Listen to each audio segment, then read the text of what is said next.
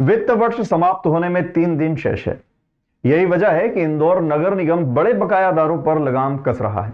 नगर निगम ने बकाया करों के भुगतान के लिए रेलवे को कई बार नोटिस भी जारी किए, लेकिन बकाया राशि जमा नहीं हुई। गुरुवार को नगर निगम के रिमूवल विभाग का अमला शास्त्री ब्रिज के पास लगे रेलवे के कुछ होर्डिंग्स को हटाने पहुंच गया। इसके बाद कुछ देर के लिए तनातनी की स्थिति भी बनी। मौके पर पहुंची आरपीएफ ने निगम कर्मचारियों को हिरासत में लेने की धमकी भी दे डाली, जिसके बाद हस्तक्षेप के लिए दोनों विभागों के वरिष्ठ अधिकारियों के बीच संवाद हुआ। दरअसल निगम को रेलवे से सेवा कर और विज्ञापन कर के रूप में 57 करोड़ रुपए की राशि लेना है। निगम अधिकारियों का कहना है कि रेलवे के अधिकारियों ने इन्हें हटाने और बकाया राशि के भुगतान के लिए समय मांगा, जो हमने दे दिया है। उस पर रेलवे ने हमें एक लेटर लिख के उसमें कुछ समय की डिमांड की है और उन्होंने कहा है कि इस मैटर को जल्द से जल्द सॉल्व करेंगे, क्योंकि पॉलिसी मैटर है दो गवर्नमेंट डिपार्टमेंट्स के बीच में। तो इसके अनुसार उन्हें कुछ समय दिया गया है। प्रॉपर्टी टैक्स भी हम साथ ही परस्यू कर रहे हैं और आने वाले समय में हो सकता है next week April first week तक हम उनके साथ एक MOU एंटर कर जाएँ और फिर उसको परस्यू करके जो अपना रेलवे के को बकाया सर्विस चार्ज है उसके लिए हम उसको उनसे परस्यू करेंगे और होपफुली नेक्स्ट 2-3 महीने में वो राशि रियलाइज हो जाएगी। एक बड़ा अमाउंट है वो। बड़नगर पुल पर लगी रेलिंग खतरनाक स्थिति में खड़ी है। कभी भी रेलिंग धराशायी होकर नदी में गिर सकती है। इस कारण बड़ा हादसा भी हो सकता है। बारिश खत्म होने के बाद बड़नगर पुल पर रेलिंग तो लगा दी गई है, लेकिन रेलिंग लगाने में जो लापरवाही बरती गई है उसका हर्जाना यहां से निकलने वाले लोगों को भुगतना पड़ सकता है। रेलिंग सिर्फ एंगल के सहारे टिकी है, ऊपर से बोल्ट भी नहीं लगाए गए हैं। ऐसी स्थिति में किसी भी दिन रेलिंग पर अगर जरा सा भी ज्यादा वजन पड़ा तो वो धराशायी हो सकती है और बड़ा हादसा भी हो सकता है। बड़नगर पुल पर वैसे तो सुबह से लेकर रात तक वाहनों के आवागमन के अलावा पैदल घूमने वाले लोगों का भी आना जाना लगा रहता है, लेकिन वर्तमान में बड़नगर पुल पैदल निकलने वाले लोगों के लिए किसी खतरे से खाली नहीं है। पुल पर लगी रेलिंग में जो लापरवाही बरती गई है उसका परिणाम किसी भी दिन आम व्यक्ति को उठाना पड़ सकता है। पुल पर सुरक्षा की दृष्टि से लगाई गई रेलिंग लगाने में जो लापरवाही बरती गई है उस पर किसी का भी ध्यान नहीं है। रेलिंग सिर्फ एंगल के सहारे ही टिकी हुई है। रेलिंग लगाने के लिए पुल पर 1-1 फीट के पिलर बनाए गए हैं। इन पिलरों में एंगल लगाकर रेलिंग को उनमें फिट कर ऊपर से बोल्ट कसे जाते हैं, लेकिन इस बार बारिश खत्म होने के बाद वापस रेलिंग लगाई गई तो उसमें लापरवाही बरती गई। रेलिंग को पिलर में लगे एंगल में अटका कर छोड़ दिया गया है। ऊपर से बोल्ट भी नहीं लगाए गए हैं। ऐसी स्थिति में यहां पुल पर लगी रेलिंग खतरनाक स्थिति में खड़ी है। यहां पर सुबह शाम पैदल घूमने वाले लोग अधिकतर इस रेलिंग के सहारे खड़े होकर नदी व आसपास का नजारा देखते हैं। अगर किसी भी दिन रेलिंग पर ज्यादा वजन पड़ा तो वो धराशायी हो सकती है। इसी वजह से बड़ा हादसा भी हो सकता है, लोगों की जान भी जा सकती है। बारिश के समय बड़नगर पुल पर लगी रेलिंग निकाल ली जाती है और बारिश खत्म होने के बाद वापस रेलिंग लगा दी जाती है, लेकिन इस बार बड़े पुल पर रेलिंग लगाने के दौरान कर्मचारियों ने जो लापरवाही बरती है उस पर अधिकारियों का भी ध्यान नहीं है। किसी भी दिन यहां से गुजरने वाले लोगों के साथ हादसा हो सकता है। नाजुक स्थिति में खड़ी बड़नगर पुल की रेलिंग के सहारे खड़े होकर लोग सेल्फी भी लेते हैं। अधिकारियों को ध्यान देने की जरूरत है, क्योंकि रेलिंग सिर्फ यहां लगे एंगल पर ही टिकी है, जबकि यहां रेलिंग को लगाकर नट बोल्ट लगाए जाते हैं। लेकिन लापरवाही इस तरह की है कि यहां लगी रेलिंग में नट बोल्ट नहीं लगाए गए हैं और सिर्फ एंगल पर ही रेलिंग टिकी हुई है। होली के दिन उज्जैन के महाकाल मंदिर में हुए हादसे ने सभी को हैरान कर दिया। यहां भस्म आरती के दौरान केमिकल युक्त गुलाल और स्प्रे के कारण दीपक से आग फैल गई, जिससे 10 से अधिक पुजारी घायल हो गए। इसी दिन इंदौर के खजराना गणेश मंदिर में भी गुलाल के कारण दीपक भभक गया। हालांकि स्थिति नियंत्रण में रही। इन घटनाओं से जवाबदारों ने सबक लिया। इंदौर में खजराना गणेश मंदिर में रंग पंचमी के दिन केमिकल युक्त गुलाल स्प्रे के इस्तेमाल पर प्रतिबंध रहेगा। नगर निगम के आयुक्त शिवम वर्मा ने बताया कि सभी बातों को ध्यान में रखते हुए तय किया गया है कि रंग पंचमी पर खजराना गणेश मंदिर में सिर्फ हर्बल रंगों के उपयोग की अनुमति रहेगी, जबकि वो खुद व्यवस्थाओं की मॉनिटरिंग करेंगे। देखिए, हमने पहला प्रथम दृष्टया तो यही बातें हुई हैं। अभी जो वहाँ के जो हमारी टीम है उनसे बात हुई तो यही हुआ कि जो हम केमिकल युक्त जो हमारे गुलाल हैं उनका हम लोग अभी अवॉइड करें और जो हर्बल गुलाल हैं उनका ही हम लोग उपयोग करें।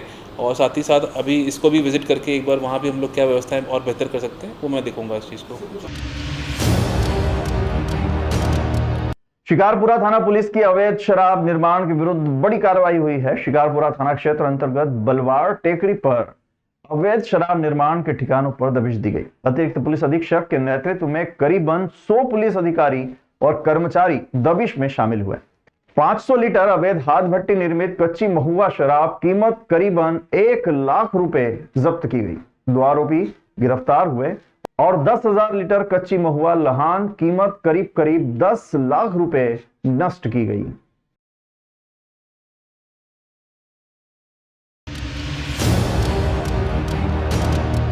इंदौर के आसमान पर दिखाई देने वाली सतरंगी छटा को निहारने के लिए हर कोई पहुंचता है। इस साल शनिवार यानी कल रंगपंचमी के मौके पर गेर निकाली जाएगी, जिसमें मुख्यमंत्री डॉक्टर मोहन यादव भी शामिल होंगे। इस महाआयोजन को लेकर जिला प्रशासन, पुलिस विभाग और नगर निगम भी युद्ध स्तर पर तैयारियों में जुटा है।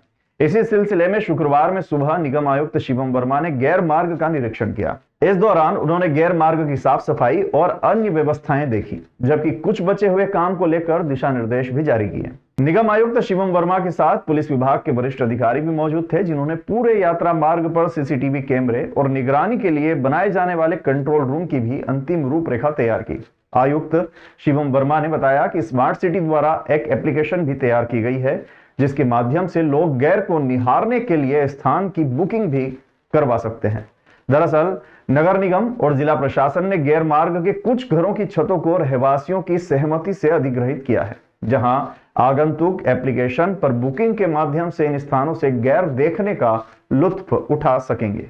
देखिए, 75 साल की गौरवशाली परंपरा है इंदौर की, और उसी भव्यता से इस बार भी गैर निकाली जाए, ये इसके लिए प्रशासन पूरी तरीके से प्रयासरत है। उसी कड़ी में आज पुनः सभी विभागों के साथ में यहाँ पर भ्रमण किया जा रहा है। हमारी तैयारियाँ चल रही हैं, लगभग अंतिम दौर में है। शाम तक सभी तैयारियाँ पूर्ण कर ली जाएंगी। रूट व्यवस्था, चाहे वो मरम्मत का कार्य हो, बिजली के तारों की व्यवस्था हो, जर्जर और गिराऊ भवनों का आइडेंटिफिकेशन हो, ये सारी चीज़ें करी जा चुकी हैं। इसके साथ साथ नई चीज़ इस बार हम लोगों ने बाहर के लोग भी एडवांस बुकिंग के जरिए जो रूट पे पड़ने वाले घर हैं वहाँ की बुकिंग करा सकें, ये भी हम लोगों ने इस बार शुरू किया है। और जितने भी 130 स्पेस थे वो पूरे के पूरे बुक कराए भी जा चुके हैं हमारे ऐप के माध्यम से। तो ये प्रयोग अभी तक तो सफल रहा है। आगे अगर ये प्रयोग पूरी तरीके से सफल रहता है तो अगले साल चार्जिंग बेसिस पर भी इसको हम लोग बड़े पैमाने पर वो कर सकते हैं, रेप्लिकेट कर सकते हैं। बाकी सभी आयोजकों से लगातार हम लोग चर्चा में हैं। जो पारंपरिक स्वरूप रहता है, जो भव्यता रहती है, उसी के अनुरूप इस बार भी गैर निकाली जाएगी। जी हाँ, माननीय मुख्यमंत्री जी के द्वारा भी इसमें शिरकत होने की सूचना प्राप्त हुई है और उनकी सेफ्टी और सिक्योरिटी से रिलेटेड जितनी भी इंतजामात हैं वो सब रिव्यू कर लिए गए हैं। और इसके साथ साथ, लेकिन उसके साथ साथ जो घेर की परंपरा है और जो उसका स्वरूप रहता है उसमें किसी भी तरीके का परिवर्तन नहीं होगा, वो उसी स्वरूप में निकलेगी। देखिए, आप लोगों के माध्यम से मैं यही कहना चाहता हूं कि यूनेस्को की हेरिटेज में भी हम लोगों के शामिल होने की, इंदौर के गैर के शामिल होने की संभावना है। अगर सभी का सहयोग इसमें मिला और सभी ने जिस तरीके से परंपरा रही है कि बड़े ही पारिवारिक माहौल में गैर निकलती है, अगर उसी के अनुरूप गैर निकली तो निश्चित रूप से हम लोग धरोहर में शामिल हो पाएंगे। अगर कोई इस प्रकार के अराजक तत्व इसमें शामिल होते हैं तो मैं पहले ही कह चुका हूँ, खासतौर पर जैसे पिछले सालों में इंसिडेंट आए थे, तो अगर हम लोगों को रासुका भी लगानी पड़ी तो हम लोग पीछे नहीं हटेंगे। धार जिले के धर्मपुरी थाना क्षेत्र के टवलई धर्मपुरी के मार्ग से 100 मीटर की दूरी पर देवलरा पंचायत के अंतर्गत खटियापुरा मजरा पर जाने वाले मार्ग पर गुरुवार सुबह निकलने वाले ग्रामीणों ने अज्ञात लाश देखी व गांव के ही चौकीदार को सूचना दी। वहीं मेन रोड पर आने वाले लोगों की भीड़ मौके पर जमा हो गई। अज्ञात लाश देखते ही क्षेत्र में सनसनी फैल गई। प्रथम दृष्टया मामला हत्या का लग रहा है। शव के पास एक बड़ा पत्थर, खून और बाल से लथा हुआ, मृतक के सर पर गंभीर चोट व खून के निशान मिले हैं, जिससे पत्थर से मारकर हत्या करने की आशंका है। फिलहाल मृतक की शिनाख्त नहीं हो पाई है। घटना की जानकारी मिलने पर धर्मपुरी पुलिस मौके पर पहुंची और शव को धर्मपुरी स्वास्थ्य केंद्र लाया गया। वहीं मामले की जांच की जा रही है। आज सूचना प्राप्त हुई थी कि मनावर धर्मपुरी जो स्टेट हाईवे है उसके किनारे एक लहरा गांव का जो रास्ता है कच्चा, वहाँ एक बॉडी पड़ी हुई है। तत्काल पुलिस बल मौके पे पहुंचा और देखा तो जो मृतक है उसके सिर में चोट थी और पास में एक काफ़ी वजनदार पत्थर पड़ा हुआ था, जिसको बारीकी से देखा गया तो उस पत्थर पर कुछ ब्लड और बाल भी थे, जिससे स्पष्ट है कि वो पत्थर से कहीं ना कहीं उसको चोट पहुंचाकर हत्या की गई है। इस संदर्भ में अभी मरकाम किया गया है और मरकाम के उपरांत उसमें प्रकरण दर्ज किया जाएगा। आसपास के जो लोगों को भी बुलाया गया था, एकलेरा प्ला आसपास के गाँव को, और उनको भी बताया गया था कि एक बार देख लें, शायद कहीं कोई गांव का हो तो उसकी शनाख्त क्लियर हो जाए, तो उससे इन्वेस्टिगेशन में आगे तेज़ी से उसको किया जा सके। लेकिन अभी तक उस व्यक्ति की पहचान नहीं हो पाई है।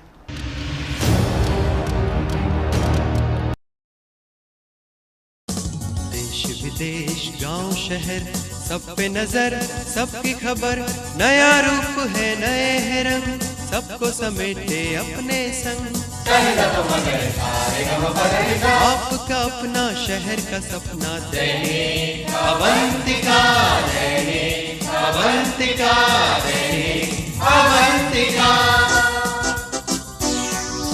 खेल राजनीति फिल्मी बातें सब कुछ ही हम इसमें पाते, घर होटल ऑफिस या दफ्तर, क्लर्क प्यून या हो फिर अफसर, सबका चहेता सबका प्यारा दैनिक अवंतिका, दैनिक अवंतिका, दैनिक अवंतिका।